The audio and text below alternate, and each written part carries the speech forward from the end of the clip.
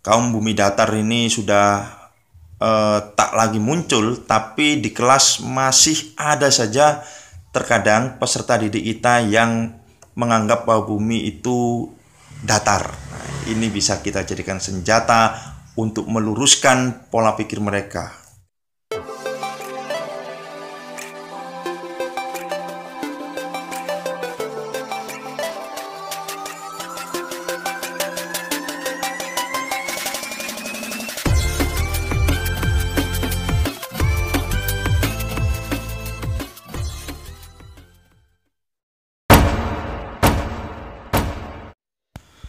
Assalamualaikum warahmatullahi wabarakatuh. Kali ini kita akan membahas tentang sebaran flora, vegetasi atau bioma di belahan permukaan bumi seluruh dunia.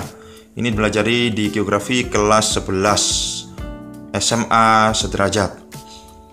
Baik, ini pula juga sekaligus dapat membuktikan, menguatkan dasar bahwasannya bumi kita berbentuk bola.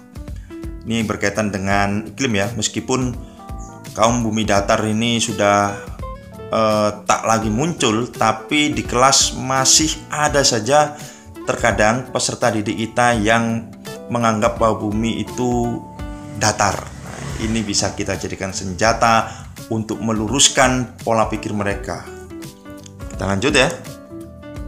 Pertama, sebaran bioma di permukaan bumi ini sangat dipengaruhi oleh kondisi iklim, yaitu utamanya adalah iklim matahari. Jadi ini telah dipelajari di kelas 10 bahwasanya 0 derajat sampai 23,5 derajat LULS merupakan wilayah iklim tropis yang paling banyak terpapar sinar matahari. Di wilayah inilah yang memunculkan hutan hujan tropis ataupun hutan musim tropis yang memiliki kerapatan vegetasi lebih banyak dibandingkan jenis bioma yang lain. Tentu ini diakibatkan oleh banyaknya sinar matahari yang turut mempengaruhi tingginya curah hujan di wilayah sekitar Khatulistiwa, dan ini hanya ditemukan di wilayah Khatulistiwa saja. Selanjutnya ini ya contoh gambarnya ya, sangat rapat vegetasinya. Oke, selanjutnya ini juga contoh hutan musim tropis, masih rapat meskipun tidak serapat hutan hujan tropis. Lanjut, selanjutnya yaitu bioma padang rumput. Nah, ini ada dua pendapat ya. Ada pendapat pertama menyatakan bahwasannya padang rumput itu ditemukan di batas wilayah ekuatorial. Ekuatorial ini 0 sampai 10 derajat lintang utara, lintang selatan. Sebagai contoh, negara kita ini ada 1 derajat lintang di luar wilayah ekuatorial, yaitu kawasan Nusa Tenggara Timur. Ini juga ditemukan padang rumput. Ada pula yang menyebutkan bahwasanya padang rumput ini ditemukan di sekitar wilayah bioma gurun gitu. Oke, lanjut. Ini ya contohnya ya, bioma padang rumput sabana ini ya, diselingi pepohonan. Selanjutnya yaitu bioma hutan musim subtropis. Ini ditemukan di kawasan iklim subtropis 23,5 lintang selatan, lintang utara sampai 40 derajat lintang utara, lintang selatan. Bedanya ini lebih homogen ya jenisnya dan memiliki ciri-ciri menggugurkan daun ketika musim gugur. Hanya ditemukan di 23,5 hingga 40 derajat lintang selatan maupun lintang utara. Selanjutnya ada iklim sedang 40 hingga 66,5 lintang selatan maupun lintang utara, merupakan lokasi ditemukannya bioma taiga atau hutan berdaun jarum. Ini merupakan bukti eksistensi ruang ya, taiga ini. hanya ditemukan di wilayah beriklim sedang menurut iklim matahari.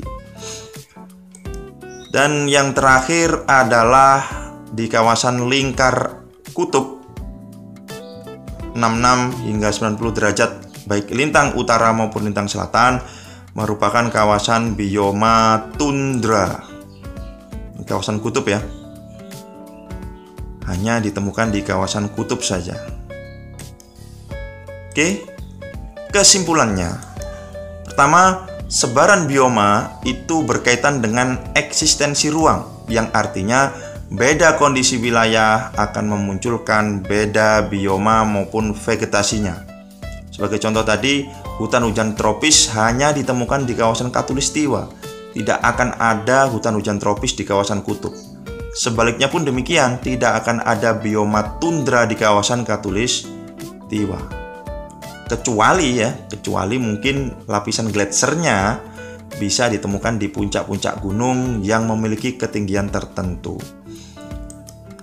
Nah, bioma ini dipengaruhi oleh kondisi iklim, kaitannya dengan iklim matahari, yang lagi-lagi diakibatkan oleh lengkung bentuk bumi.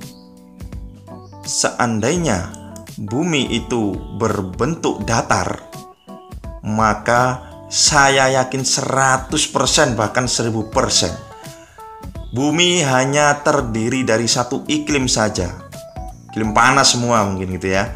Dan kalau bumi terdiri dari satu iklim, biomanya pun juga hanya satu jenis bioma saja. Ini tentu ya PR bagi penganut pola pikir bumi datar untuk menjawab bagaimana bisa bumi datar menciptakan berbagai jenis bioma yang telah kita bahas tadi. Ini ya, bentuk bumi datar kira-kira gambarannya seperti ini. Oke, terima kasih. Semoga bisa memberi manfaat dan mengubah pola pikir para peserta didik kita yang masih menganut pemikiran bahwasanya bumi itu datar. Terus dukung kami, subscribe, share, kemudian komen, like, agar kami terus lebih termotivasi untuk memunculkan konten-konten yang lebih dan lebih berkualitas. Mohon maaf bila ada kekurangan. Saya akhiri. Wassalamualaikum warahmatullahi wabarakatuh.